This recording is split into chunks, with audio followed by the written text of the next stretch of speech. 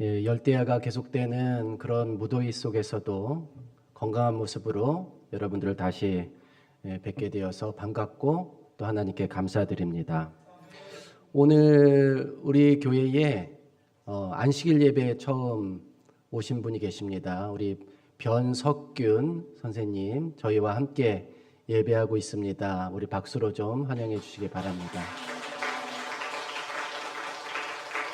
하나님께서 오늘 특별한 은혜를 주시기를 바랍니다.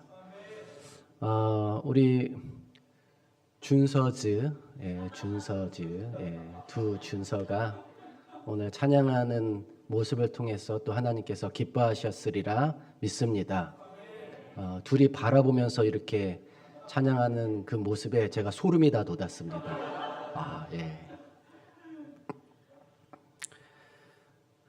지금 파리올림픽이 한창이죠. 우리나라 선수들이 선전하고 있어서 기분이 좋습니다. 그런데 우리가 이번 올림픽을 마냥 좋게만 볼 수가 없습니다. 선수촌 침대가 도쿄올림픽 때처럼 골판지 침대 있고 또 에어컨이 없고 창문에 커튼이 없어서가 아닙니다. 개회식 때 나타난 이 반기독교적인 정신 때문입니다. 레오나르도 다빈치가 그린 최후의 만찬을 패러디한 개회식의 한 장면은 많은 사람을 경악하게 했습니다. 여장을 한 남자들의 모습과 또 그리스 로마 신화에 나오는 술의 신 바카스를 연상케 하는 가수의 등장과 동성애를 암시하는 듯한 장면 전개 등 프랑스 국민도 얼굴을 들기 어려울 정도로 납득하기 힘든 무대였다는 평가를 받고 있습니다.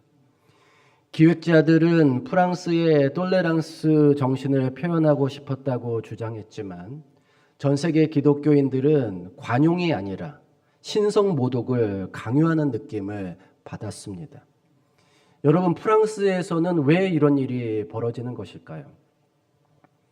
이런 사태는 요한계시록을 보면 이해할 수 있습니다. 계시록 11장 7절부터 12절을 보겠습니다. 그들이 그 증언을 마칠 때에 무적행으로부터 올라오는 짐승이 그들과 더불어 전쟁을 일으켜 그들을 이기고 그들을 죽일 터인즉 그들의 시체가 큰 성길에 있으리니 그 성은 영적으로 하면 소돔이라고도 하고 애굽이라고도 하니 곧 그들의 주께서 십자가에 못 박히신 곳이라. 백성들과 족속과 방언과 나라 중에서 사람들이 그 시체를 사흘 반 동안을 보며 무덤에 장사하지 못하게 하리로다. 이 두 선지자가 땅에 사는 자들을 괴롭게 한 고로 땅에 사는 자들이 그들의 죽음을 즐거워하고 기뻐하여 서로 예물을 보내리라 하더라. 3일 반 후에 하나님께로부터 생기가 그들 속에 들어가매 그들이 발로 일어서니 구경하는 자들이 크게 두려워하더라. 하늘로부터 큰 음성이 있어 이리로 올라옴을 듣고 그들이 듣고 구름을 타고 하늘로 올라가니 그들의 원수들도 구경하더라. 여기서 그들은 두 증인 또 두 선지자를 말하는데 이 두 증인은 모세와 엘리야로 대표되는 성경을 가리킵니다. 그리고 무적행에서 올라오는 짐승이란 한 나라 또는 한 정부를 가리키는데 그 정부의 권세가 하늘에서 비롯되지 않고 지하세계 곧 사탄에게서 비롯되었음을 암시하는 표현입니다. 자, 이 정부가 나타나서 성경과 전쟁을 벌여 승리합니다. 그리고 성경은 버려지죠. 성경으로부터 불신앙과 비도덕성에 대하여 책망을 받아왔던 사람들이 이제 괴로움에서 벗어났다고 하며 기뻐하고 춤추며 서로 축하합니다. 그러나 성경은 죽음에서부터 부활하여 높임을 받습니다. 여러분, 계시록에서 예언한 이 사건은 프랑스 혁명을 배경으로 삼고 있습니다. 1792년 프랑스는 왕정을 끝내고 공화정을 시작합니다. 그리고 1793년 파리 국회에는 인류 역사상 최초로 무신론과 기독교 금지를 채택 의결합니다. 기독교 신앙을 또 성경을 가장 어리석은 것으로 여기고 하나님을 없앴으며 하나님께 예배하는 것이 금지되었습니다. 대신 오직 자유와 국가만을 예배하도록 했어요. 프랑스 국민은 축포를 올리고 춤추며 이 결정을 환영했습니다. 유럽에서 가장 카톨릭적인 국가가 하나님과 성경을 부인하는 최초의 근대 국가가 되었습니다. 그들이 1793년 11월 26일에 종교 금지령을 선포했는데, 하지만 3년 반이 지난 1797년 7월 17일 프랑스 의회는 결국 종교 행사 금지 조항을 철회할 수밖에 없었습니다. 성경과 기독교 신앙이 사라진 프랑스는 각종 부패와 도덕적 타락, 성적 방종, 살인, 강도, 음란, 사회 질서 문란 등 인간의 힘으로는 도저히 제어할 수 없는 그런 극악한 사회로 급속히 추락해 갔습니다. 기독교 예배와 성경은 결국 인간 스스로의 필요에 인해서 다시 회복되었습니다. 그 이후 성경은 전 세계에 높이 들림을 받습니다. 1800년대 초기 유럽의 각 나라에 성서 공회가 탄생하였고 성경 번역 작업이 본격화되었습니다. 그 후 100년 동안 전 세계를 대상으로 전개된 선교 사업은 성경의 번역과 확산을 더욱 부채질했습니다. 성경을 아예 박멸했어 자신의 뜻대로 이 세상을 움직이려고 했던 사단의 시도는 실패로 돌아갔습니다. 그리고 예수님이 부활하여 불멸을 입었듯이 성경도 부활하여 불멸을 입었습니다. 그러나 이 세상에는 기독교를 무시하고 성경을 귀중히 여기지 않는 망령이 아직도 활동하고 있습니다. 이번 프랑스 파리 올림픽이 그 증거입니다. 톨레랑스라는 그럴듯한 이름으로 포장한 이것의 정체는 사실상 무신론입니다. 무신론은 절대 신이신 하나님의 존재를 부정해서 옳고 그름의 경계를 없애고 선과 악의 기준을 모호하게 만들어서 궁극적으로 하나님의 율법을 파괴하려는 사탄의 전략 중 하나입니다. 공산주의도 이 무신론에 기초해 있지 않습니까? 우리는 공산주의의 끔찍한 폐해를 너무도 잘 알고 있죠. 종교를 없애더니 1인 독재가 가장 쉽게 되었습니다. 정적을 제거하고 또 수청하는 일이 비일비재해졌습니다. 언론과 사상의 자유를 탄압하고 인민을 억압하고 통제하는 극도의 통제 사회를 만들었습니다. 아마도 사탄이 꿈꾸는 세상이 바로 저런 나라가 아닐까 싶습니다. 그런데 여러분, 계시록을 보면 세상에는 하나님을 대적하는 4가지 적그리스도 사상이 있어요. 무신론은 그중 하나인 것입니다. 다른 하나는 계시록 13장에 등장하는 용을 닮은 짐승으로 대표되는 사상입니다. 뭐예요? 가톨릭시즘. 그 다음은 계시록 9장에 등장하는 황충으로 대표되는 사상입니다. 뭡니까? 이슬람이즘. 그 다음은 오늘 살펴본 것처럼 계시록 11장에 등장하는 짐승으로 대표되는 사상입니다. 뭡니까? 에이티즘. 그 다음은 계시록 13장에 등장하는 두 뿔 가진 양으로 대표되는 사상입니다. 무엇입니까? 캐피탈리즘. 이 4가지 사상이 완전히 다 잘못됐다고 하는 말씀은 아닙니다. 그런데 그 안에 너무나도 치명적인 오류가 있습니다. 그래서 위험한 거예요. 여러분, 독은 한 방울만 들어가도 생명을 위협합니다. 그렇다면 이 사상들의 치명적인 오류는 무엇일까요? 사탄은 이 사상들을 통해서 교묘하게 하나님의 신성을 공격하고 있습니다. 캐톨릭시즘은 아들 하나님과 성령 하나님의 그 지위와 역할을 교황과 사제들이 찬탈하게 합니다. 이슬람이즘에서는 아들 하나님과 성령 하나님을 아예 흔적조차 없애버렸어요. 그리고 에이티즘에서는 결국 누구를 없앱니까? 하나님을 없앱니다. 그리고 캐피탈리즘에서는 이제 하나님 대신에 뭐가 신이 됐습니까? 돈이 신이 되었습니다. 이 사상들은 교묘하게 하나님의 신성을 모독하고 그분에게 도전하고 있습니다.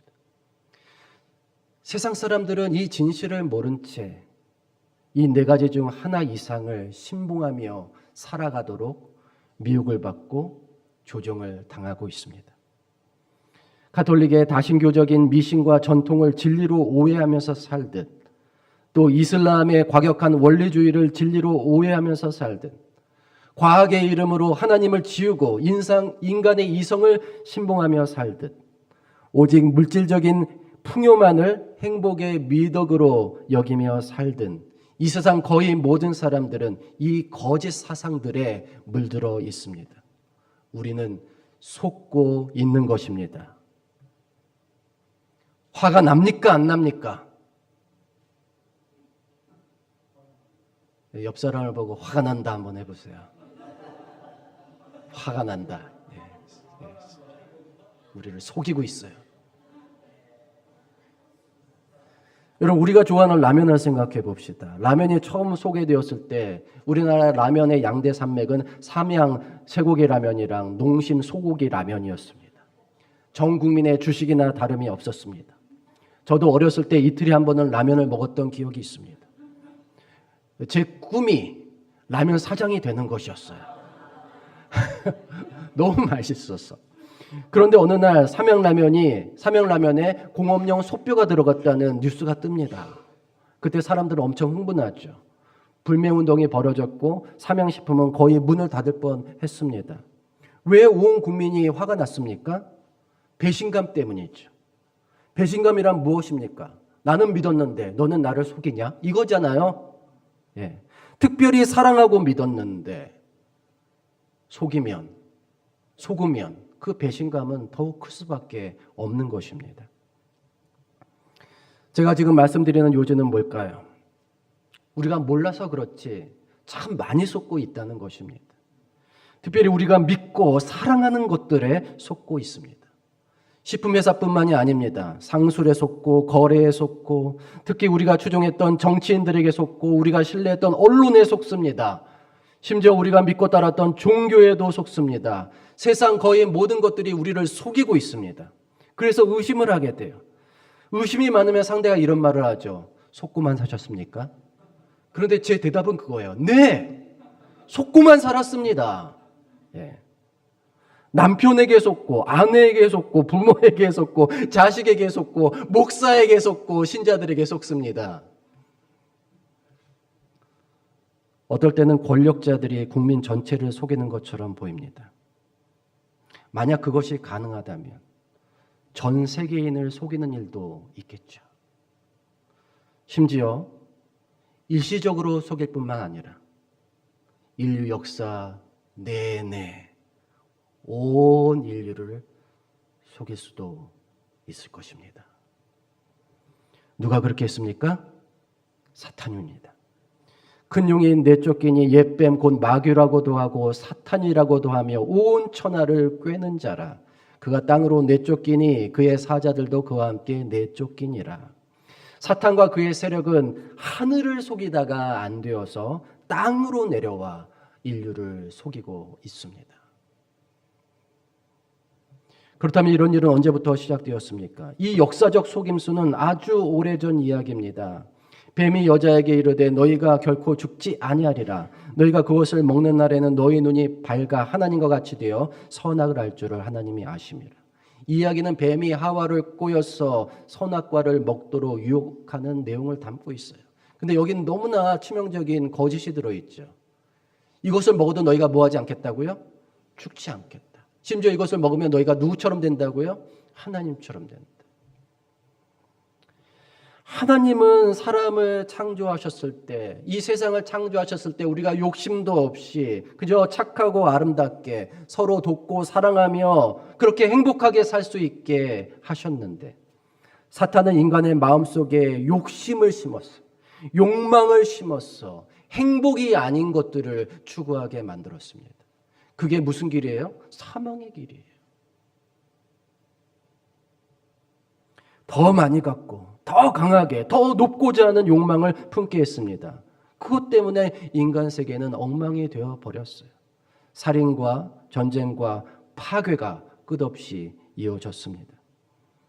물론 소수의 사람들은 그것이 옳지 않음을 깨닫고 하나님께로 돌아왔습니다. 하지만 그 외의 사람들은 사탄의 속임수에 넘어가 수천 년 동안 그의 지배를 당하고 있는 것입니다. 오랫동안 이 일이 가능했던 이유는 사탄이 이 세계에서 그의 뜻을 대행할 거짓 정부, 거짓 종교, 거짓 사상들을 만들어 내고 있기 때문입니다. 그리고 지금도 그 거짓이 통하고 있고 사탄은 그 거짓을 통해서 이 세계를 지배하고 있어요.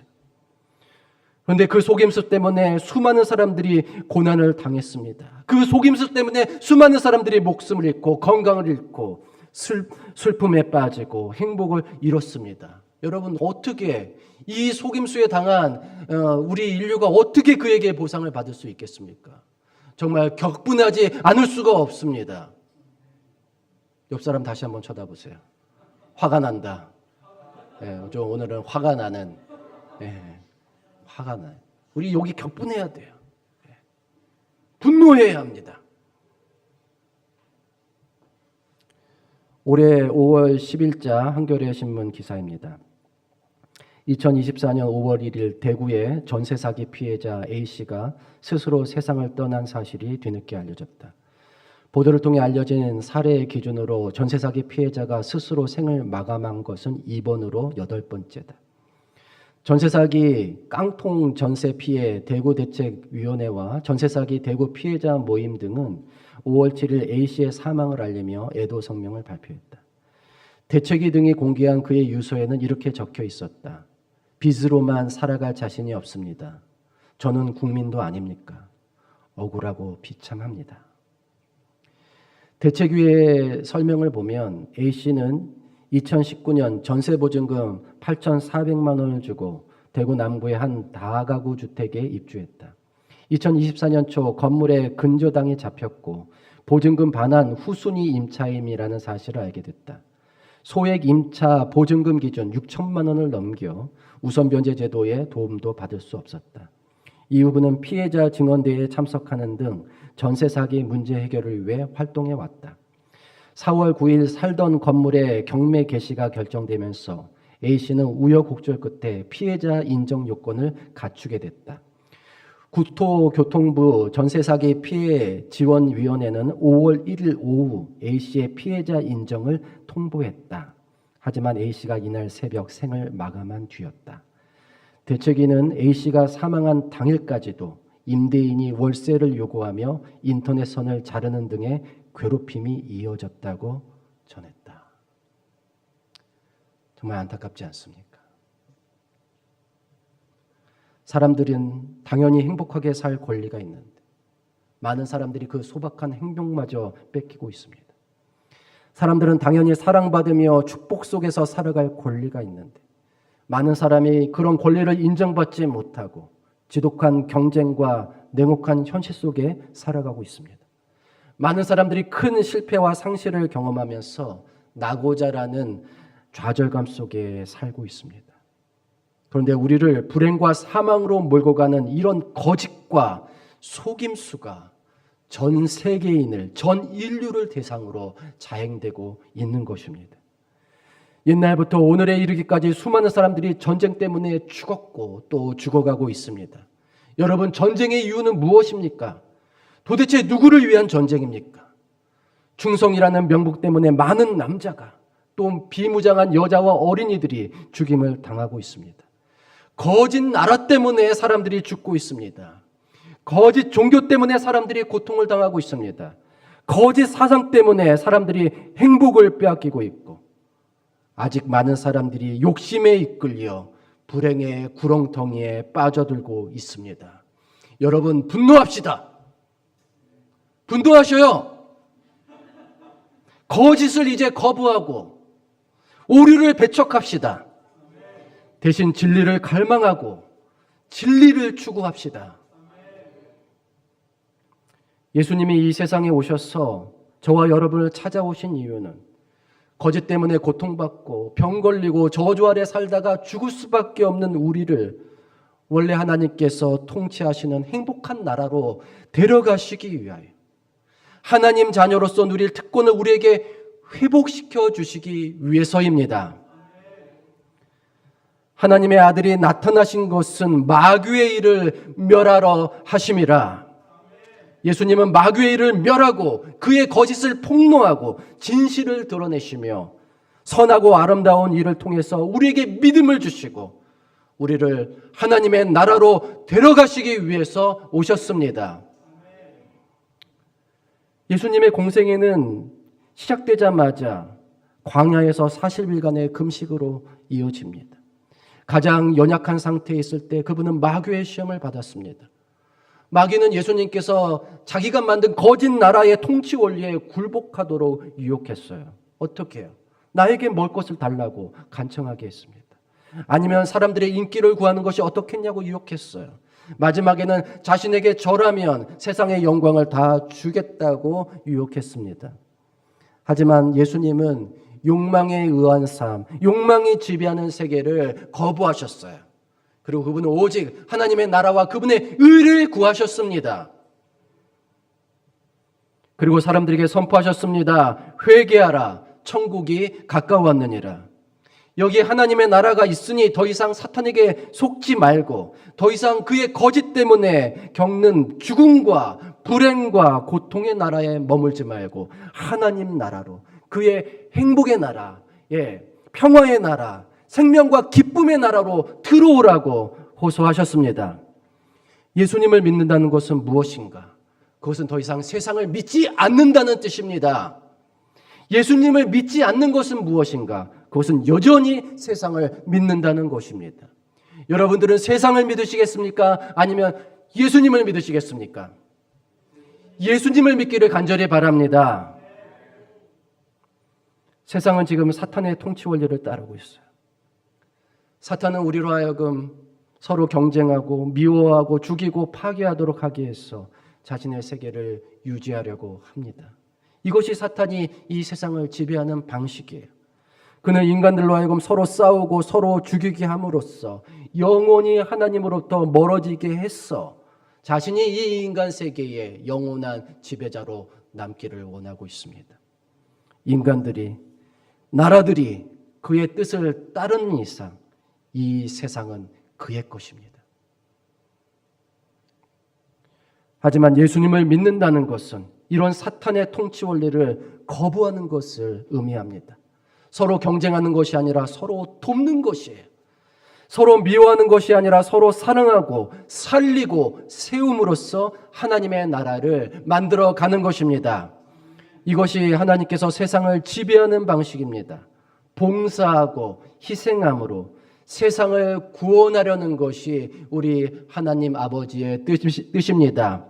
이 뜻을 전하고 성취하기 위해서 예수님이 오신 거예요. 따라서 예수님을 믿는다는 것은 하나님이 지배하는 세상에서 살기로 결심했다는 뜻입니다. 우리나라에서 희대의 사기꾼이라 하면 사람들은 조이파를 떠올립니다. 피해 금액만 4조에서 5억대야. 그는 검찰과 경찰, 정부 기관까지 다 뇌물을 먹여서 속이고 사기 행각을 벌였습니다. 그는 원래 허드렛 일을 하는 막노동자였는데 조직폭력에 가담하고 거기서 운영하는 다단계를 접하게 되면서 사기꾼의 자질을 키워갑니다. 2004년 의료기 렌탈 사업으로 연이율 48%를 보장한다며 사람들을 끌어들이기 시작했습니다. 그는 첼린, CN, 리브 등의 이름으로 폰지 사기를 치기 시작합니다. CN. 그렇죠? CN 맞죠? 그리고 2008년 10월 4년 동안 모아들인 돈을 들고 유령처럼 사라집니다. 피해자만 3만 명에 이르러. 피해자는 주로 서민들이었고 친인척 돈까지 끌어서 투자했던 10명이 스스로 목숨을 끊었습니다. 그런데 2012년 어떻게든 돈을 찾으려던 피해자들에게 청천벽력 같은 소식이 전해집니다. 조이팔이 중국에서 사망했다는 소식이었어요. 그러나 나중에 조이팔이 중국에서 골프장에 출입한다고 하는 소문이 돌았습니다. 그래서 그가 정말 죽었는지 아직 살아있는지는 확인되지 않고 있어요. 우리나라 검찰은 이 사건을 이미 종결 처리했고 피해자들이 국가를 대상으로 낸 소송은 모두 패소했습니다. 거짓이 온 세상에 판을 칩니다. 거짓은 단순히 우리를 속일 뿐만 아니라 우리의 목숨을 위협합니다. 나도 피해자가 될 수 있고 우리의 가족과 우리의 자녀도 피해자가 될 수 있습니다. 여러분 정신 똑바로 차리셔야 돼요. 예? 그런데 경제 사기보다 더 무서운 것이 정치 사기입니다. 그거보다 더 무서운 것이 종교 사기이고 사상의 사기예요. 이 사기범이 누굽니까? 사탄이에요. 우리가 사탄의 백성으로 살아가는 이상 이 거짓의 위협으로부터 피할 길은 없습니다. 그래서 우리가 예수님을 믿어야 하는 것이에요. 우리가 하나님의 자녀가 되어야 하는 것입니다. 하나님의 자녀가 되는 방법은 이 지긋지긋한 거짓 세계에서 벗어나 하나님 나라의 영광에 참여하기 위해서 예수님을 믿고 그분의 인도를 따르는 것입니다. 세상 사람들이 사탄의 속임수를 믿고 따름으로 그의 백성이 되는 것처럼 만약 우리가 하나님이 약속하신 사랑과 영원한 생명과 행복을 소망함으로 예수 그리스도를 믿고 따른다면 우리는 하나님 나라의 백성과 그분의 자녀가 될 수 있습니다.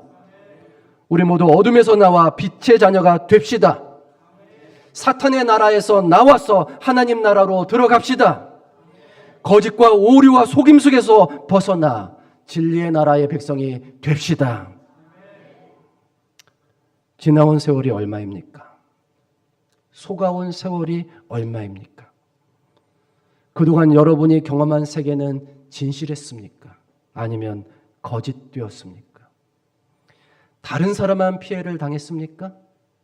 아니요. 나도 피해자입니다.